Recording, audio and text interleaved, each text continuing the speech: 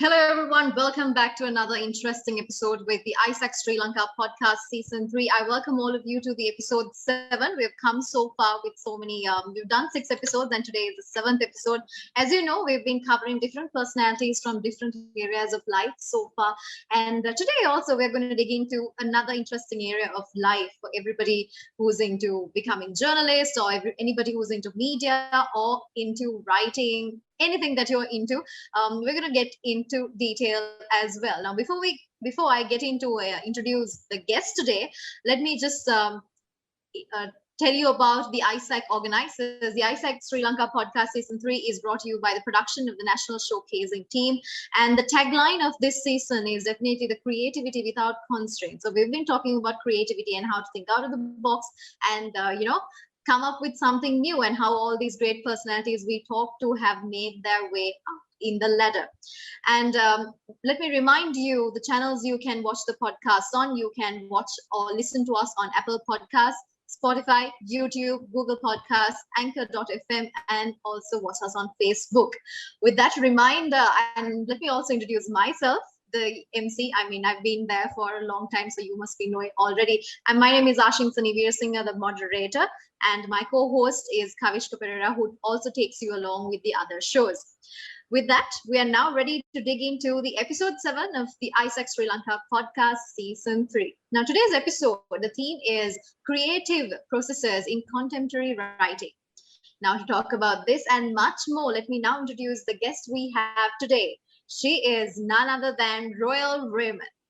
Now, let me tell a little bit about her. She is the editor-in-chief media at Row Global, we all know, and she's a journalist with experience in print, web, radio, and television. And also, we have seen her, and we know if you want any breaking news, we just have to go on Twitter and look for Roel Raymond. Hello to you, Roel. Hi, Ashi. Thank you so much for having me on the show. Thank you for joining with us. I'm looking forward to a great conversation and good to have you today. Me too, me too. So to get the conversation started, let me remind the ones who are watching us as well, we take the podcast episode in 3 segments. That is, first of all, we have an icebreaker session to talk, think out of the box question. And then we go into the details of the artists and the guests we have. Then we, of course, everybody loves the hot seat segment where it's fun and, much of joy there. So to get started with the icebreaker segment, the question I have for Roel and to everyone who's watching us today is, if you could only read one book for the rest of your life, what would that be? Roel, what would that be? I mean, that's an incredibly tough question, right? Like, you wouldn't think so. You wouldn't think so when you heard the question, but trying to decide on that one book would be really tough. I mean, of course, I'm getting like so many ideas at the moment, like so many things. Yeah. I think I would go with, I can't give you a book, okay? Because I feel like it would be really unfair to tie it down to a book. The rest of the books you've read? Yes, exactly, right? I think I would go with something definitely sci-fi related because I'm a huge sci-fi fan. And also sci-fi fantasy, because then I can finish the book and then go off into my own world, right? After that, it's not going to be restricted to the book. So I think I would maybe pick a genre, which would be sci-fi, so that I can live through that for the rest of my life. That's interesting. I think let's go ahead with that answer. Yeah. So to everyone who's watching us as well, please comment. When this goes on air, you get the chance to comment on our chat boxes and comment sections. Please comment if you get the opportunity to read only one book for the rest of your life. What would that be? We would like to know what the book is. Now, coming into you and your stories, Roel, how did you get into the world of words and writing? Let's just go into the humble beginning. So I guess humble beginnings would be as a child. My mom was she was a big reader herself, and she had a library at home. Mm-hmm. And I do remember that I didn't want to read, and I have a very vivid memory of her putting me on this high stool, and she got me to read a short story, and I wept. I was like, I did not want to read that little story. But I think I may have been very young. I would have been quite young. read through it. I remember stumbling over the words and all of that, but that was it. Like I was hooked afterwards. And even at school, I mean, I was not very academic because I studied in a single medium and we spoke English at home, and there was a lot. I mean, I'm half Burger, so I found it hard to keep up with school. But I was an athlete. I was very, very seriously involved with sports. And anyone who knows me from school knows me through that identity as an athlete. But the only thing that sort of competed with athletics was my reading, because I read very, very seriously, and I read everything in the house. I read anything I could pick up. My brother and sister went to an international school, so I read their textbooks, and I'm pretty sure that's how I passed my O-level, because O-levels was in Sinhala, but I managed to give the answers in some kind of broken Sinhala, but with the English sort of interspersed there. I think I'm hoping like the people who marked it knew, like, she knows, but she doesn't know the language. Of course, I picked up on the language much later. But books have been my saving grace. I mean, I read, and that is basically how my love for writing, for reading came about. When it comes to writing, my aunt is a literature teacher, actually. And I remember when I was very young, I was telling her, you know, how I had all these thoughts and they were like a stream going past me and I couldn't capture them. And she said, oh, that's very interesting. You should take you should get a book and start writing these things. So I started keeping diaries, and of course, like when you look back now, at my age, when I look back, I see how those diaries are just so full of, like where you see how closed your world is, how narrow your issues are at that point. You know how into your head you are about feelings and thoughts. So that's been a progression, from writing from that point to how I write now. I don't keep diaries per se anymore, but I do have like some sort of online thing that I keep every year. I do maintain some form of diary, but not the way I used to. So that's where it started. So are you a person who had been journaling in daily journaling for a while in your life? Yes, I mean, if someone were to hack into my Google Drive, and I'm really, really hoping no one would, there'll be like every year I have a document that I use as my diary, there'll be some months I don't write, there'll be some months I write. But yes, as a habit and a practice, I've always written, and I also endorse that. I think for a writer, it really helps you clarify your thoughts and your words also. It surely does. Now, this reminds me, when I was small also, when those days people say, start writing daily and that'll help you. And I used to maintain my own like daily diary and, like a dear diary sort of a sweet girl thing. But, as the time passed by, when you just need those, when you just open those and read, you're like, no. Yes. I remember actually the early stages of blogging in Sri Lanka. I don't think people blog anymore because it's moved on to like micro-blogging sites, right? So the early stages of blogging also, there was a challenge called blog a day or blog post a day or something. And the challenge was to write something, even if it's very small, but to make it public, because it's one thing to write for yourself, it's another thing to write stuff out there. And sometimes, like, if I still go and look at my old blogs, like, it's pretty embarrassing, some of the things I've written about. I write about a zit, I'd write about, like the most random things, but it's a good practice. I have to say, it's a good practice. I think that's how we all evolve, right? We look back and we just, it's embarrassing for ourselves, but then you realize, okay, you've grown up, the way you handle things are, it's different. And I think when you write, it makes you, improve your writing, plus makes you put your thoughts in line as well. Correct, 100%, yeah. Now, I would like to fast forward the years into your professional career. Now you're the editor-in-chief role. How has the journey been in the professional career, and like what inspired you to keep on being in the writing and the journalism industry? I think when it comes to media, I see this wasn't a choice, to be honest. Like, I didn't plan to get into media. It was never a choice to get into media. I very seriously, I mean, looking at me now, it might seem like a joke, but I very seriously wanted to run for the Olympics. That was like my main goal and dream at like 17, 18. And I even took part in like the SAF trials, and I was very, very serious about athletics. So I had never seen a world out of sports, and my goal was to like go to New Zealand, get a sports scholarship. It was just very sports related. But my brother-in-law, Chandra Shankar, actually, he passed away recently. So I have to thank him for this in some kind of roundabout way. Because Shan was hosting a show on, I think it was MTV and Sirius at that point, a sports type thing. And as a 14-year-old, I just joined him there, like sometimes, right? And I used to pretend to help him, though I didn't really understand. So he would segmentize the show and, 15-second break for this, 30-second break for that. And I would not understand what he was talking about. But I used to just hang around. And I think that into that world, what really attracted me to that world was the 24/7 nature. And that is basically what I still love about journalism, is that it really doesn't end. It's not a job that ends. It just continues and continues. You walk into, whether it's a radio station, a television station, or a newspaper, it's on right through the night. It's alive. And there's something about it that really, I was drawn to it. So, and I think I'm like sort of surrounded maybe by people who are in media like Shan. So I started as a news reader, actually, which is, which is on that end of the spectrum. I started as a news reader and then got into Daily Mirror and all of that. I tried leaving journalism several times because I think any journalist knows that you're not paid very well in journalism. Oh, yeah. So let's talk about it off the live session.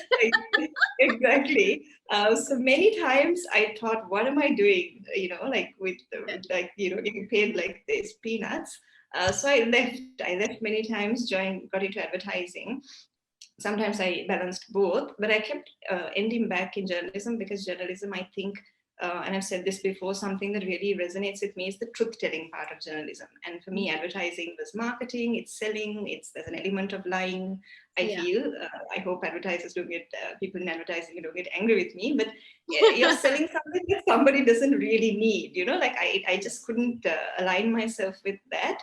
Whereas with journalism, I felt that you were telling the truth. You were trying to get people to, know what's happening out there and stuff like that. Yeah. So I just kept getting back into this thing.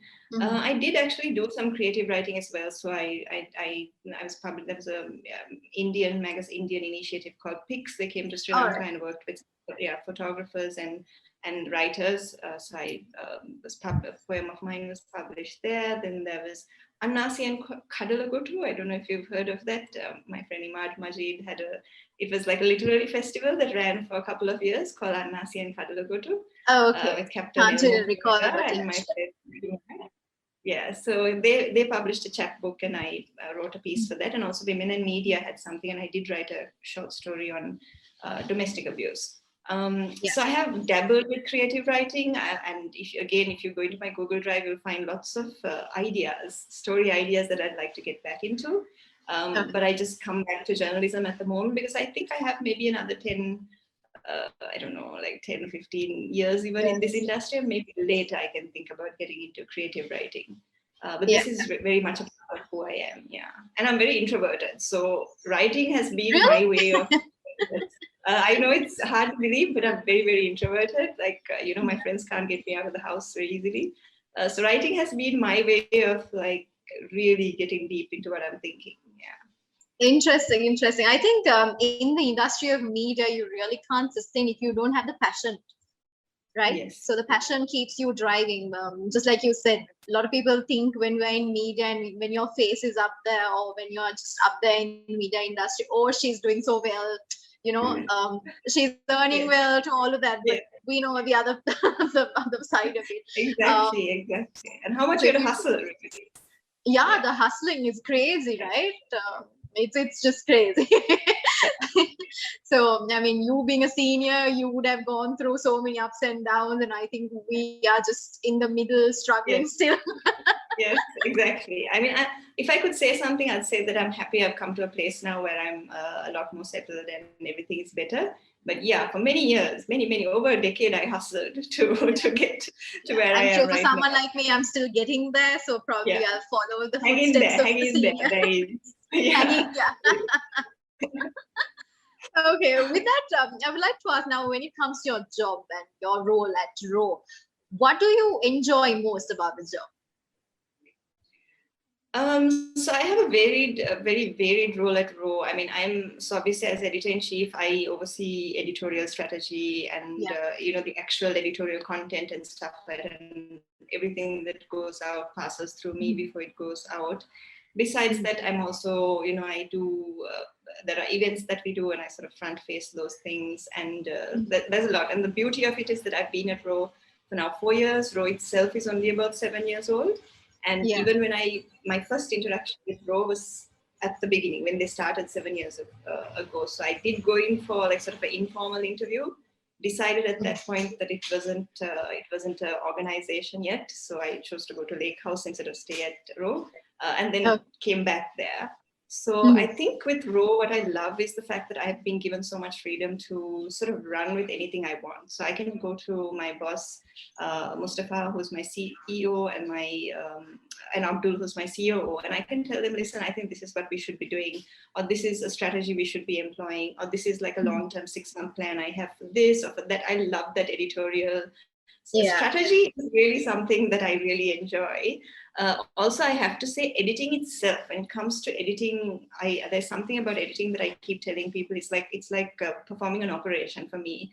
I just feel like I'm getting my arms deep into somebody's writing and then pulling out bits and bringing in other bits and making it a story. And that's something that really I enjoy. Yeah, interesting. I would like to ask you, what is the most creative headline that you have ever written or read, and what exactly made it stand out for you? Okay, headlines is something. Okay, so I have written many headlines in my time, and I still oversee headlines. So I don't know if I can select one per se, but I have to say that I have sort of a penchant for alliteration. So I tend to write headlines that sort of rhyme slightly or are a little, a little not funny, but just sort of have a slight other meaning to it. But and also, like, I mean, maybe they're considered cliches. So the trick with headlines, and I have to say this is not like it's not like I had a talent for headlines as I joined the industry. It took me a while also to hone that skill. Is to be as direct as possible, be direct and be as creative as possible. So I think things like, I remember writing down these headlines and keeping them for later. When I was at Lake House, we had floods and stuff. Almost every year there's a flood. So I would, a headline I would use at a time like that would be "Come hell or high water." Like it's a phrase, but it's also something that can be used as a headline. So I do sometimes jot these down and keep them separately for a time that I may have to use it later. But something like that, So I would like to get an explanation a little more on somebody. Now, I'm sure writers and everybody who's interested and all your fans must be will watch this episode when it goes on air.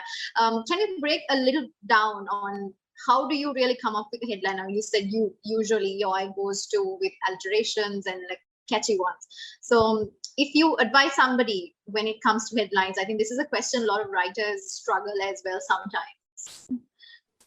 No, 100%, and I think that's something that's you can sort of blame it on our newspaper industry, because I've been in the traditional newspaper industry, and what happens is the writer writes, and then you give it into the sub-editors, right? So the sub-editors are tasked with it's the sub-editors who do the headlines. The writer herself or himself never really develops that skill of writing their own headlines, because it's not asked of them. It's not asked of them. They just hand it over to the sub-editors.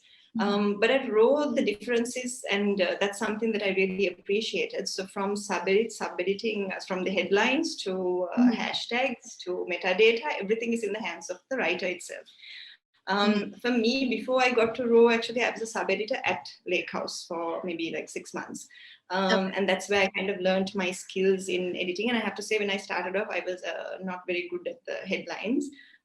So because I guess you take on the pressure, you hold that pressure is there and all of that, right? My advice would be quick, in the sense, don't mull over it, don't overthink it. When you're reading the article and when you're editing the article, something formulates inside you, something will tell you what this article is about. And that is your headline. The essence of what the article is about is your headline. A lot of people also write very misleading headlines. I mean, misleading headlines is an entirely different conversation, clickbaits and all of that. But if the editor is not able to understand the essence of the article, they will write a headline that really has very little to do with the article itself. And I'll find a lot of young writers also will, if I ask them, write your headline, even they sometimes are not really sure about what they're writing about if they were made to sum it up. So that is your key. What is the essence of your article? And that is your headline. Interesting once again. With that, now this is something, you know, when it comes to headlines or writing, thinking out of the box is something that's needed, right? According to you, what does thinking outside a box means? And how do you really apply this phrase in your work and the industry? So thinking out of the box. Okay, so journalism itself, I have to say, in my experience of over a decade, doesn't really, I wouldn't say it doesn't encourage you to, but really there's no space for thinking out of the box, right? It's very direct, it's very reportage based. Something happens, you report it. In fact, if you think out of the box, that might be exaggeration and that might be just adding to the story. But that's at a reporter level. At a management level, you really do need to think out of the box, because you need to think strategies for keeping your business alive. And that's the level that I have got into now, where I'm not just thinking in terms of content, I'm also thinking in terms of business strategy. So for me personally, I have to say, and this is something I know, I tell a lot of young journalists who work with me, I did work in advertising while I was a journalist, right, to supplement basically my income. And I hated advertising. I genuinely hate advertising, the industry. I just do not like the industry at all, right? And I remember when we are put in this brainstorming session, so like the client will come and they'll say, this is what we want to sell. And we sit in this brainstorming session. I used to get really frustrated because nobody settles on an idea. So you come up with an idea, and then like the creative director will say, no, let's think a little bit more on that. And then they'll think some more. And okay. And I'm a journalist, man. Like, okay, in my essence, I'm a journalist. And I remember sitting at this meeting once, there's a glass table in the middle, and mentally, I wanted to smash that table. I was so frustrated by the fact that people were going round and round and round in circles, right? And my thing is, give me the topic, I will write. Don't tell me to waste my brain space on this. But I have to say that having been through that, like having been forced to do that, really helped me, especially when I did a lot of copywriting when I was there. I mean, I hated the creative part, but I did copywriting. So copywriting is, with advertising, you're given a sentence, a slogan, it's not very many words. And I had to write one sentence maybe 10 times over to get the exact thing that my creative director wanted. So that, I think, is what, it doesn't help journalists per se, because journalism is the skill set. But if you're a writer, if you want to be a good writer, I would say write your sentences in 10 different ways till you find like the best way to say it. And that really helped me with creativity. It helped me with getting better sentence across, being more economical with my words. That training really helped. And that is a training I feel that a lot of writers and journalists lack.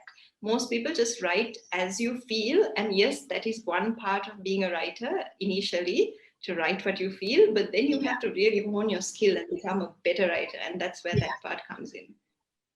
I think when you say that reminds me now, I'm not a writer. I hate writing, to be honest. If somebody asks me to speak, I will do that because I'm a public speaker too. So in public speaking, what forced me to start writing is we have to write our speeches. And that started training my mind, and I started to train my mind, somehow sit at least 10 minutes and then write a few sentences and then get up and focus on something, because I'm very bad at writing. That's how I actually got myself trained to sit and focus and write. So just like you say, but the feeling of you get the feeling to write and you just write it, but that's not really the best cut. So when it comes to our speeches also, when we go to finals, usually the final level comes in like the 5th or 6th stage. At that time, it's the 16th or sometimes 20th rewrite of the initial speech. Correct. So that's the writing. That's how it actually takes you. And I never knew it. And when you just said it, that I recall the memory. Oh, I used to do this. Like I think a lot of Yeah, I think a lot of young writers sometimes grapple with that, right? Like I find as an editor, like young writers send in articles to us, and they have ideas and they have passion. But sometimes, of course, the first article they send us is we have maybe 3 or 4 drafts to go before it's at publishing level. So we tell our writers beforehand, listen, you're going to have 3 editors working on this, and it's going to shape, it's going to shape itself up in a very different way by the time it gets out. And some people are very grateful to the process, but some people just do not want, it's very, I guess they feel very fragile about the fact that my writing is going to be, edited by and changed by other people. So I would, again, not that I meant to give advice, but if I'm giving advice to someone, I would say, listen, none of us come into this world brilliant writers, right? You may have a talent for writing. It may be your way of, communicating, but it takes a long while of skill honing before you become any kind of decent writer. So, Yeah, I think it all comes down to, having the passion plus having the right attitude. Am I right? Yes, so that will take you a long way. So according to you, what makes a great writer, and what are the creative processes in contemporary writing that can make a writer stand out? Well, I mean, the way I see it, you have to, and I want to be very careful with the word talent, because I think when people say you have to have a talent for writing, again, people assume you have to be very, very good at it, or you're in school, you're a little bit better than everybody else in your writing or whatever. So I want to be careful and say that when I say talent for writing, it means, what I'd like to say is, if writing is your preferred method of communication, let's put it that way. If writing is your jam, if writing is your vibe, then you have the talent, right? You don't have to put yourself on a scale of, am I very talented or not talented? If writing is your jam, then that's step number 1. And step number 2, which a lot of people don't seem to know, especially young people, but when you're older, you understand this. But young people seem to assume that this ability to write means that they, this tortured artist, this I have to deal with so many, anyway, they feel a lot of emotions in general, but like getting into situations that give me these experiences that I need to write about, like I think they complicate it quite a bit, because actually what you need is discipline, and that is something a lot of writers don't have. And I'd say, like, while I'm a pretty good pretty efficient writer when it comes to journalism and journalism articles, when it comes to creative writing, that's something that I still haven't gone as far as I want to with. Right. And I know when I sit and do that finally, when I'm done with my journalism career, I'm going to need discipline as well. And you'll find a lot of writers sit down, like they say, this time to this time, I want to sit down and I want to make sure I write this many words. So you have to just get, discipline, training yourself, rewriting. Yeah, that's the main thing. So if you have some kind of like talent and that's your jam to tell stories and whatever, that's one aspect. And then just discipline and hone your skills. So again, I would go back to my athletics sort of life. That has helped me, because I feel that that's the training, like you keep training. Yeah. I think sportsmanship anyway gives you that, right, it shows you whatever the path you're in, it just takes you along, and no matter what, you have to keep, hustling, or, like you just told me, hang in there. That is an attitude that comes, I think, automatically comes from school days sports. Exactly, 100%. And I think because you're so young when you play sport, it's not like you could think about it and quit, right? It's already in your system to keep trying and not to give up. And you carry that with you when you go into your adulthood as well. Yeah. I think that's why we keep saying to all the parents who are out there, we keep saying, put your kids into whatever sport they like, not just for the sake of parents' competition, but let them do whatever they want to do, and they'll figure out the sport they're good at, right? I think that's what happened when we were young, and what our parents. Yeah, and it doesn't have to be the traditional sports like, rugby or athletics or whatever, even things like chess, anything that's competitive, because competition is important. I know people say competition is not important, but competition is A, what hones your skill, B, what keeps you going. If you don't have that motivation to like get better and better, even if it's to beat someone else, that you're not going to, you need that. That's why even back when I was running, I used to be put with much better runners the only thing that will push you to do a little better is when you're running with someone senior or running with someone like who's much better than you. So you need that sort of competition. think why people say it's just two parts, I guess, Royal. When people say competition is not so good, it's the competition where people don't really know the spirit of competition. Because I don't think the people who have done sports and who have been in the competition field, we don't come out and fuss about competition. Then we don't want to kill each other. It's all about giving our best, and at the end, it's for the ones who know competition spirit. It's not about the trophy, right? Yes, 100%. Because so the training is with yourself. The race is on the ground. As soon as you finish, you shake hands with the competitor, and it's done there, right? Like you don't carry that like with you. And I think that's something that's missing. You're right. Like people take that competition to another level. They can get bitter and angry. I think conversation has been really great. We not only spoke about Roel being a media personality or a journalist, we've also touched upon the sportsmanship, which added extra color to the conversation. With that, we have come to the end of the second segment, and we are now ready to go into our hot seat segment. Roel, are you ready? I'm going to become ready. Right. Okay. So I will direct quick questions to you where I expect quick answers as well. Okay. So the first question I have for you is, when you were a child, what was your biggest dream?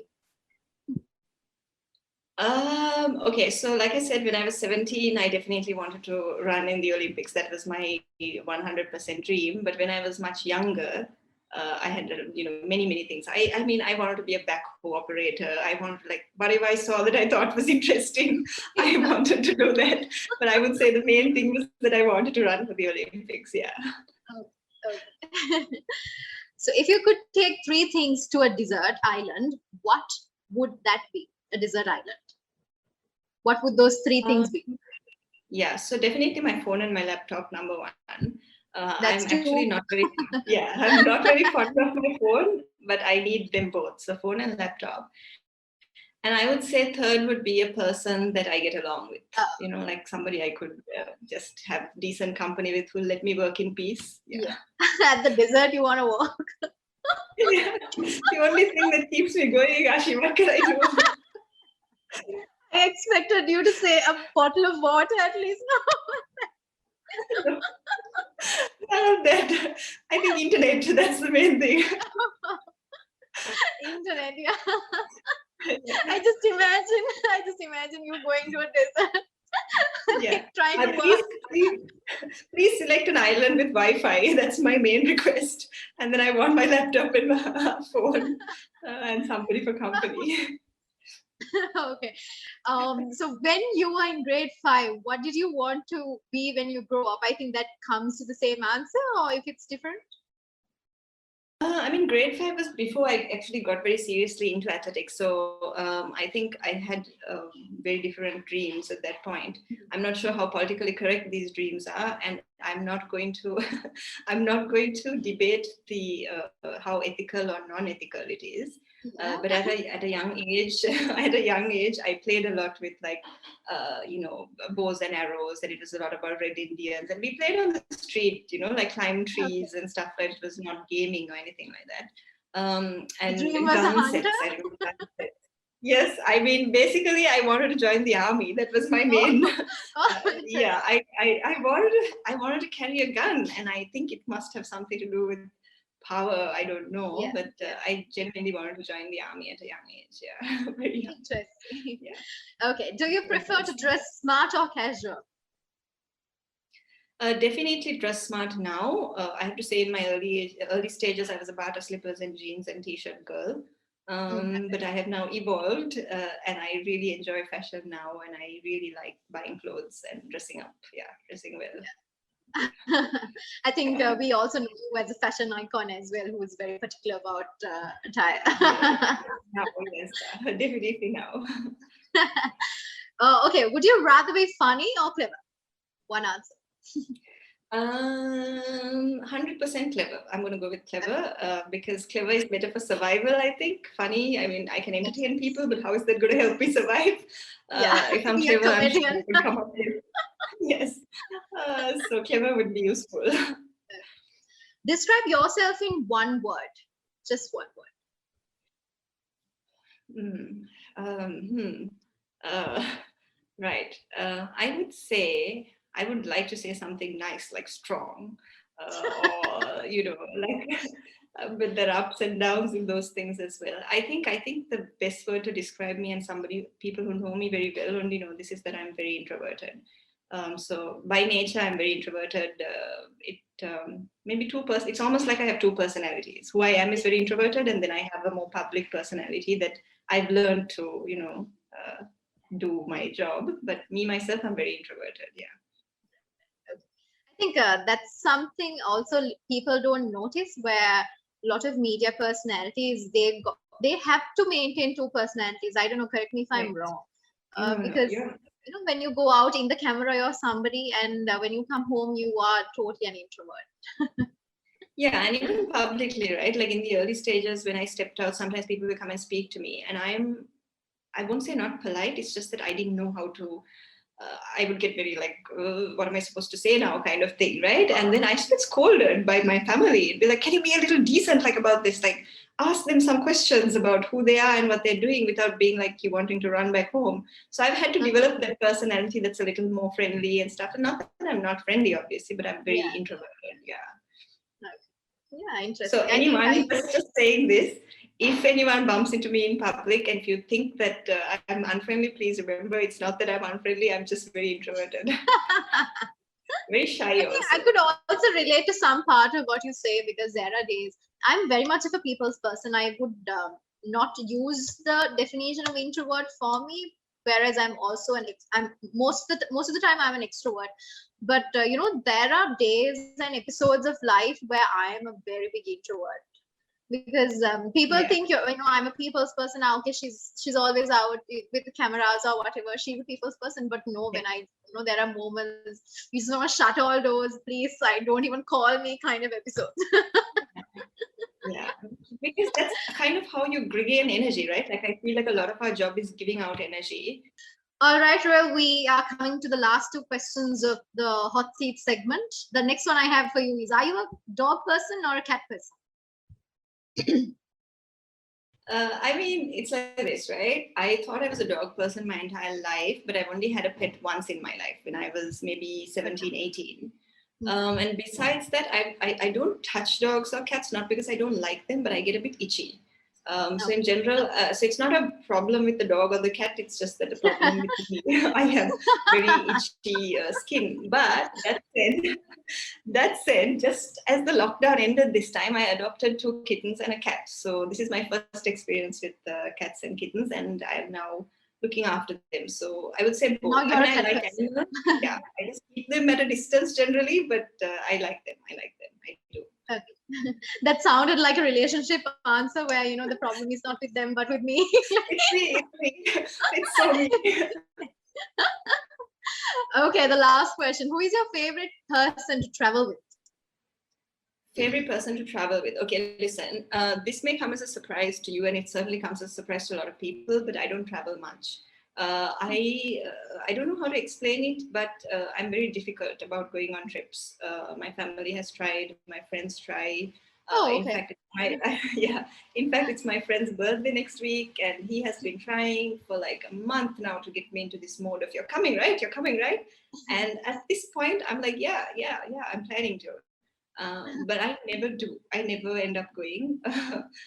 Even when I goes abroad, like I just tend not to go. I don't know how to explain it. I'm a very comfort zone person. I hate the idea of being out of my comfort zone, like in the sense I need to be really comfortable, and it has to be my vehicle. I stop whenever I want to stop. I can't have other people stopping and me sitting around. Like these are things that Yeah. really irritate me. Yeah, you So are difficult. yes, I'm very difficult. So for that reason, I just don't travel a lot. So if I do travel, it will be with someone who kind of knows my quirks and is willing to listen to me and do it my way. Basically. Interesting. So with that, we have actually come to the end of today's episode 7 with Roel Raymond. And on a final note, Roel, I would like to take a message from you to the ones who are watching. A message from me to, I'm going to assume young people who are watching this, I would say, kind of like I said with you a little earlier, that in retrospect, I mean, listen, the person you see today on screen is not the person who was there 5 years ago, or who you'd see 10 years ago when I started my career. You'd see a very unpolished girl wearing jeans and, I had my famous ripped jeans, which I still wear. Jeans and Bata slippers. And, like for me to come to where I am in life right now, it took dedication, commitment, working really, really hard, and a lot of focus. And that's something that maybe people don't see because, I had a social life and I had friends who went out a lot, partied a lot. That was a part of growing up. And I would be the one who didn't go. Because I 100% believe that it's the extra work you put in. It's the night hours you spend at home reading up on the subject that you're interested in. It's the extra work you put in. For instance, if you're a presenter, you will practice before the mirror. And it's not a random practice. You will actually go over it 100 times. So again, that goes back, I have to say, to my athletics training, because I was a hurdler, and that's a very technical event. And I do remember training and doing that over and over again. So my thing is, you don't have to be a sports person, but think about technique, think about doing it over and over again, think about long-term commitment, work hard, and of course, take your breaks. That's something that I didn't do. I've never utilized my annual leave. Take breaks, rest when you have to, but have the larger goal in mind and do your best. Yeah. Amazing. I think that's an amazing message that's coming out of you. And with that, we are now ready to wind up the episode 7, which had on creativity processes in contemporary writing. And we spoke a lot beyond the topic, which adds value to all of us with Roel Raymond today. Thank you so much, Roel, for joining with us. And it was definitely my pleasure hosting you on this episode today. Thank you so much for joining with us. Thanks, Ashi. It was really nice meeting you, and I enjoyed this conversation, and I wish you guys all the best going forward. I think this initiative is very, very great. So. And on behalf of AIESEC also, I wish you and your career and everything that comes along in future all the very best. We hope to see you, and I hope to see you soon again as well. With that, for everyone who has been watching, thank you so much for joining with us. And this is the episode 7 where we had the chat with Roel Raymond on the creativity processes in contemporary writing. And thank you for watching the AIESEC Sri Lanka podcast season 3, where we bring the tagline of creativity without constraint. And this is brought to you by the production of the National Showcasing team. And you can also watch, let me remind you the platforms that you can watch or listen to us on. You can watch or listen to us again on Apple Podcasts, Spotify, YouTube, Google Podcasts, Anchor.fm, and watch us on Facebook as well. With that, thank you so much for joining with us. We shall see you soon with our episode 8. Stay safe, stay home, still the times are bad. See you. Bye.